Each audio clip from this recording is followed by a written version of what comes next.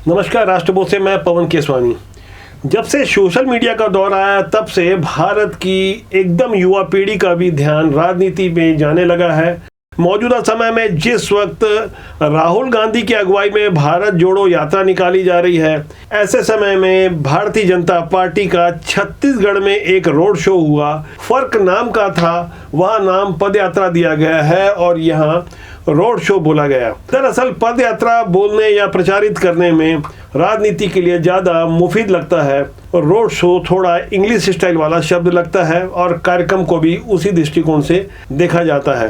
Bharatiya Janata party में बदलते दौर में खुद को बदला, ऐसे ही बदलने के दौर में भारतीय जनता पार्टी ने छत्तीसगढ़ में खुद को एकदम से बदल कर रख दिया। बीते महीने भर के अंदर कुछ बड़े बदलाव हुए। पहले भारतीय जनता पार्टी का प्रदेश अध्यक्ष बदला गया, फिर नेता प्रतिपक्ष बदला गया और अब सीधे प्रभारी ही बदल दिया गया। दरअसल बदलने की शुरुआत सबसे पहले सौदान सिंह से हुई थी, जिन्होंने पूरे 15 साल यानी सत्ता के स्वर्णिम काल में भारतीय जनता पार्टी का संगठन का काम देखा। इसके पहले वे संजय जोशी के सहायक के रूप में छत्तीसगढ़ का काम देख रहे थे। यहाँ सरकार बनने के बाद से और सरकार के जाते तक सौदान सिंह ही यहाँ काम देखते रहे। उसके बाद संगठन के महामंत्री शिव प्रकाश छत्तीसगढ़ का काम देखने लगे। ऐसे ही 2 और नियुक्तियां हुई। अजय जामवाल के बाद बड़े परिवर्तन हुए और अब जब सीधे भारतीय जनता पार्टी के प्रभारी को ही बदल दिया गया, ओम प्रकाश माथुर को जब यहाँ प्रभारी बनाया गया, उसके बाद तो भारतीय जनता पार्टी का लगभग संगठन को संचालित करने वाला पूरा कलेवर ही बदल गया। इस बदलाव का कितना अच्छा और कितना बड़ा असर हो सकता है, यह तो आने वाला समय बताएगा।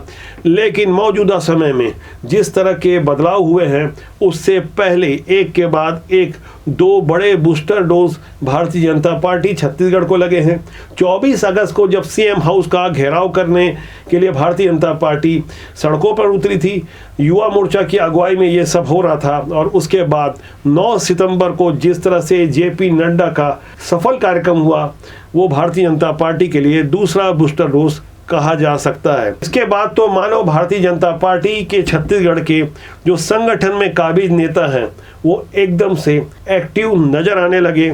ये नजर सोशल मीडिया में आने लगे। जमीन पर अभी बहुत काम बाकी है। इसे लेकर कांग्रेस की ओर से भी लगातार बयानबाजी भी शुरू हो गई। सीधे सीएम भूपेश बघेल ने जेपी नड्डा के बयान के बाद एकाधिक बार उन्होंने भारतीय जनता पार्टी पर हमला बोला। ताजा हमला उन्होंने मंत्रालय की खिड़कियों को लेकर दिया है। सीएम भूपेश बघेल किस तरह से भारतीय जनता पार्टी के 15 साल के कामों को याद दिला रहे हैं, आप सीएम भूपेश बघेल की जुबानी उन बातों को सुनिए। हमने कभी नहीं काम नया राजधानी बनाया, कभी दावा ही नहीं किया। हम तो ये बोल रहे हैं कि हजारों करोड़ रुपया वहां लगा दिए, है ना, और क्या बनाए हैं?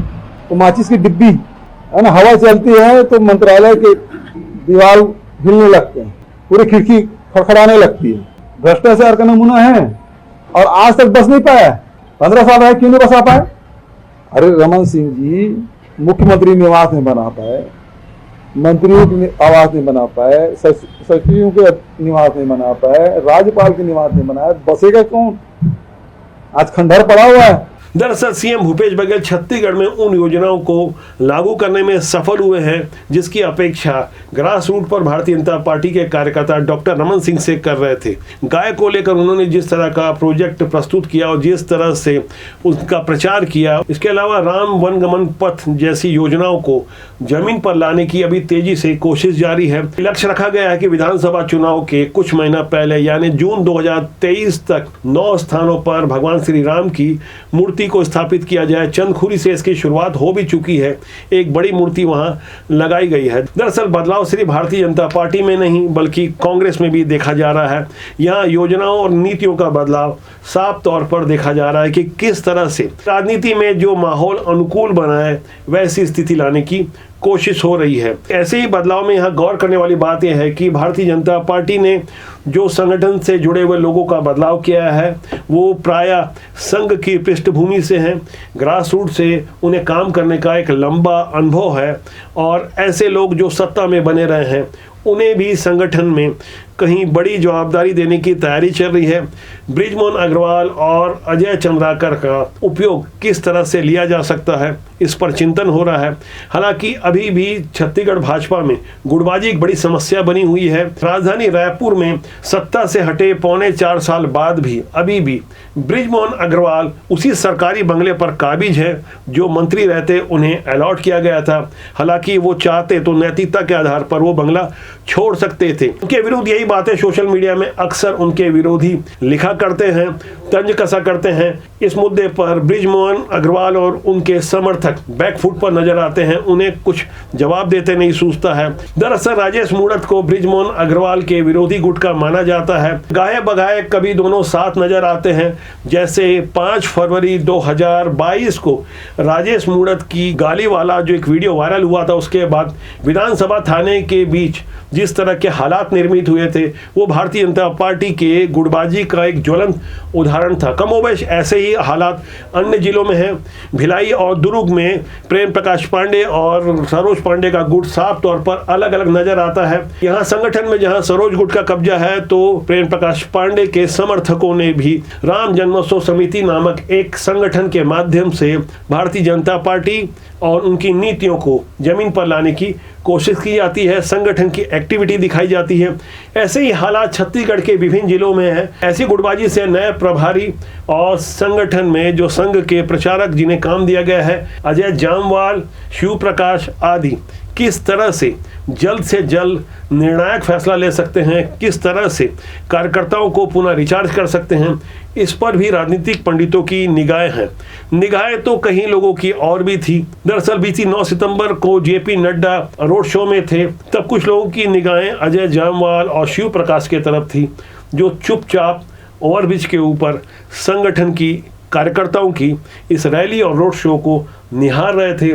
तपती धूप में बिना कोई खास तामझाम के, कोई सिक्योरिटी नज़र नहीं आ रही थी, और जहां वे खड़े होकर सब देख रहे थे, साफ तौर पर नीचे जैसा कि आप देख सकते हैं, गढ़वो नया छत्तीसगढ़ ये शब्द लिखा हुआ था कि किस तरह से छत्तीसगढ़ में नए संगठन की रचना होगी, किस तरह से संगठन को गढ़ा जाएगा। इस पर बहुत जल्द ही कुछ बड़ा निर्णय होने वाला है। हमारे पास जो मोटी जानकारी है उसके अनुसार भारतीय जनता पार्टी अब इस बदलाव के बाद जमीन पर आक्रामक नजर आने वाली है। हिंदुत्व के मुद्दे पर भारतीय जनता पार्टी पुनः कैसे वापसी करती है, कि किस तरह से केंद्रीय नेतृत्व छत्तीसगढ़ को चुनौती के रूप में लेते हुए आगे की राह तय करता है। यहाँ गौर करने वाली बात यह है कि भाजपा के राष्ट्रीय अध्यक्ष जेपी नड्डा, जो छत्तीसगढ़ के प्रभारी भी रह चुके हैं, उन्होंने सीधे सीएम भूपेश बघेल पर हमला करते हुए जिस तरह के तेवर प्रस्तुत किए, उससे तो एक बात स्पष्ट है कि केंद्रीय नेतृत्व 2023 में होने वाले 9 राज्यों के विधानसभा चुनाव में छत्तीसगढ़ को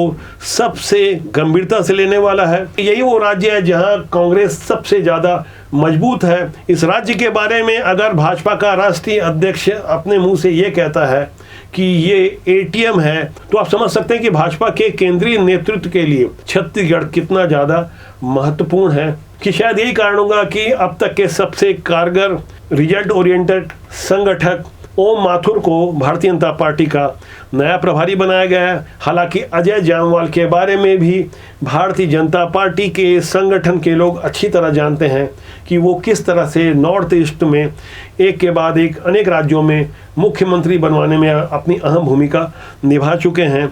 और अब आने वाले दिनों में ये जोड़ी किस तरह का रिजल्ट देती है वो बहुत जल्द ही नज़र आने वाला है। जो लोग डी पुरेंदेश्वरी की विदाई से खुश हो रहे थे, उनकी खुशी कितनी बड़ी या और कम हो सकती है, ये बहुत जल्द ही पता चल जाएगा।